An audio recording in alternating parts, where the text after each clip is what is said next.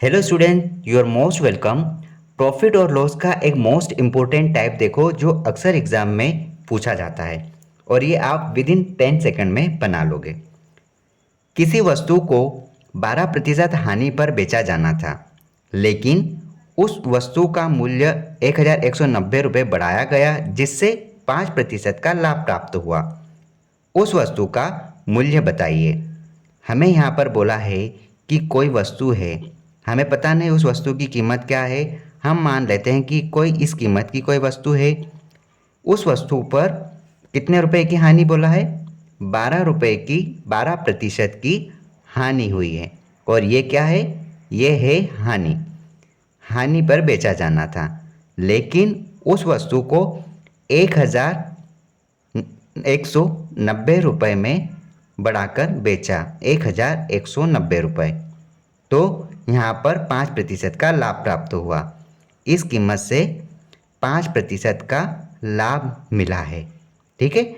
अब यहाँ पर हमको एक बात समझना है कि उस वस्तु का कीमत निकालने के लिए यहाँ पर क्वेश्चन में दिया है कि 1190 रुपये बढ़ाया, तब 5% का लाभ हुआ है इस वैल्यू से। तो यहाँ पर देखो, रुपए का डिफरेंस तो दे दिया, अब हम यहाँ पर प्रतिशत का डिफरेंस भी निकाल लेते हैं। ठीक है। अब देखो, कोई वस्तु की कीमत पहले घटी, तो पहले उस वस्तु की घटी हुई कीमत को कवर करेगा, उसके बाद उस वस्तु पर 5% का प्रॉफिट होगा। ठीक है। तो सबसे पहले हम क्या करेंगे, यहाँ पर हानि हुआ है तो पहले 12% को कवर करेंगे। तो हमने 12% को कवर किया। उसके बाद हमें यहाँ पर 5% का लाभ हुआ, तो 5% का हमने यहाँ पर पैसा कवर किया है, जो कि क्वेश्चन में बताया है कि 1190 रुपये हमने कवर किया है। तो बस आप इसके सहारे इसका आंसर निकाल सकते हैं। 12 और 5 कितना है? 17%। आपने 17% कवर किया है और क्वेश्चन में बोला है कि भैया 1190 रुपये बढ़ाया है। बस आप आपसे यहाँ पर कैलकुलेट कर लो। आप यहाँ पर क्या करोगे? वस्तु की कीमत निकालोगे। तो यहाँ पर 17/100 लिखा है इस प्रकार से, 119 और ये 0 के बराबर वैल्यू है।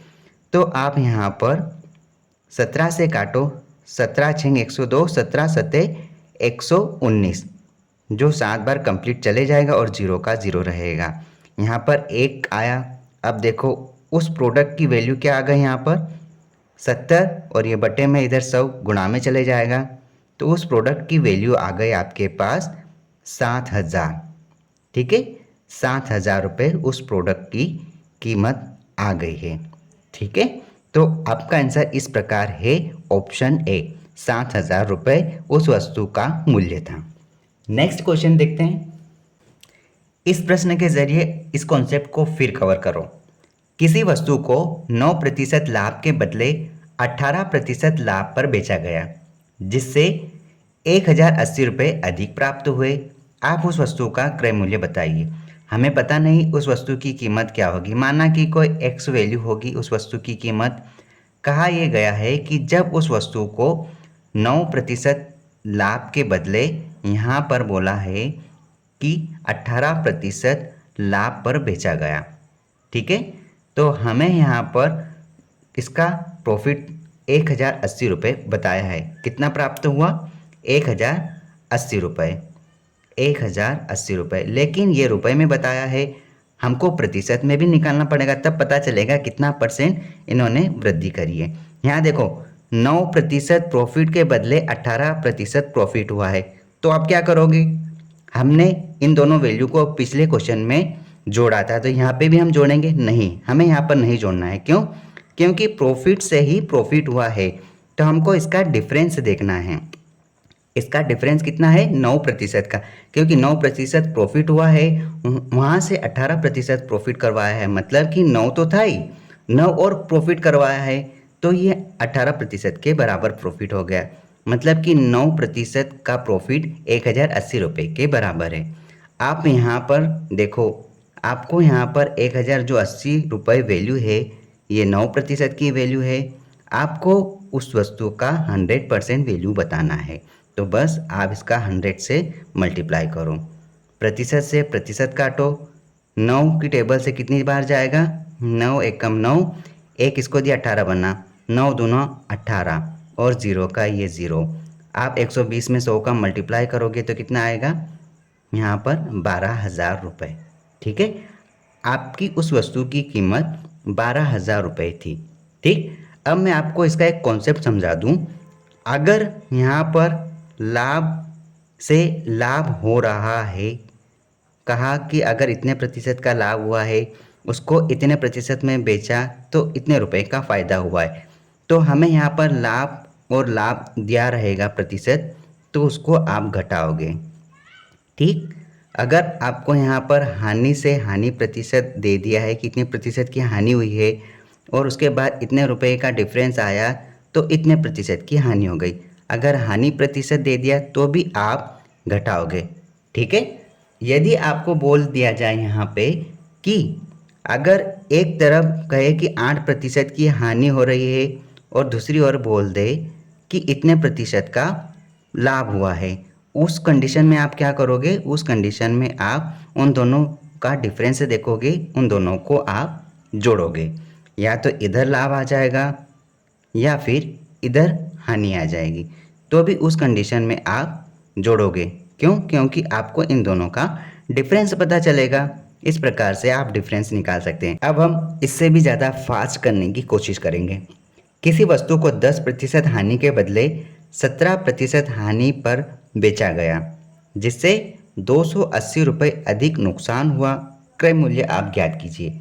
देखो क्वेश्चन में क्या कहा है, 10% हानि, कितनी, 10% की हानि हुई है, इसके बदले 17% हानि पर बेचा गया।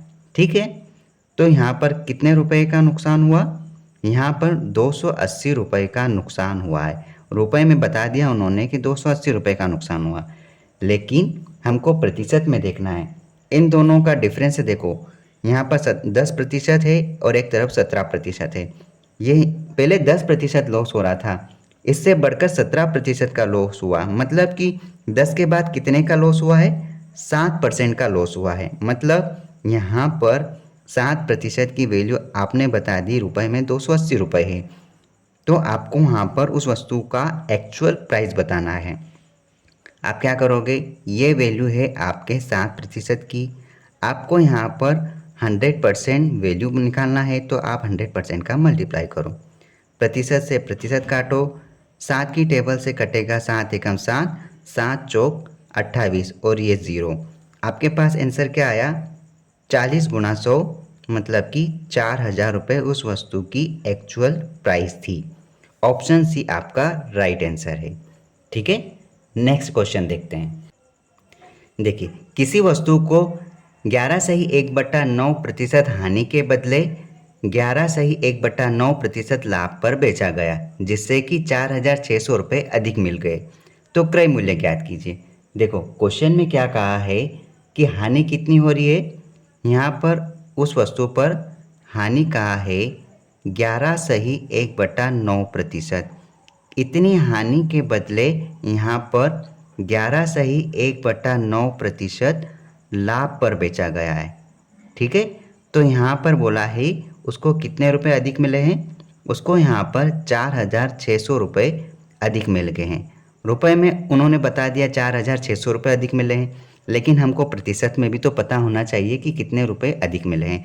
तो हम क्या करते हैं, हानि से लाभ की ओर बढ़ते हैं। मतलब कोई वस्तु है इतने रुपए की, पहले तो हम उसका हानि कवर करेंगे, उसके बाद उस पर कितना, इतने रुपए का प्रतिशत लाभ हुआ है, तो हानि को कवर किया, उसके बाद लाभ को कवर करेंगे। तो टोटल हम क्या करते हैं, इतने प्रतिशत को पहले जोड़ेंगे कि हाँ भैया इतना प्रतिशत पहले कवर किया, उसके बाद इतने प्रतिशत को जोड़ेंगे कि इतना भी कवर किया। तो दोनों प्रतिशत को आप जोड़ोगे, हानि से लाभ में जाएंगे। ठीक है, अब इसको सोल्व करो। 11.1/9 का वैल्यू कितना होता है, 1/9। जब आप इसको सरल करते हैं तो यहाँ पर भी 1/9 हुआ।